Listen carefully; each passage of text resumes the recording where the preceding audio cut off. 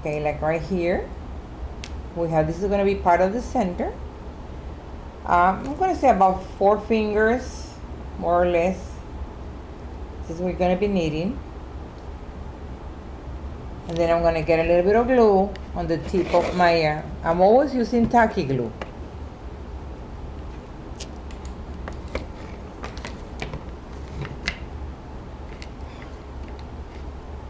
I'm going to put it and stick it in the center.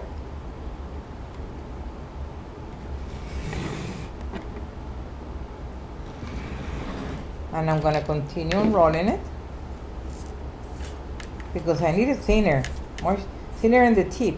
If you have too much, you can always cut it, but no more than 4 fingers. Okay, once you get it to this point, see? When you get it to this point, always, whatever you have left over of paste, always use a wet cloth to cover it. And you're gonna come with a toothpick and you're gonna make, remember that this is what I'm doing right now. I'm doing the center of the hibiscus, which is this part right here.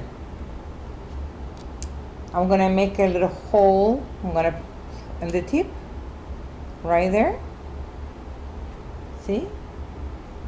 And then I'm gonna make little holes here and there. Don't go too low on the tip. Maybe 12, 15, 20, I don't know, just enough. Then whenever you make a flower, you're gonna notice you need to study your flowers very well, real flowers. Because for every time that you see a flower with 5 petals, there you're gonna find that they have 5 stamens. Got these little yellow things here. Let me fix my glue here because it's getting to the point that I cannot work with it right now.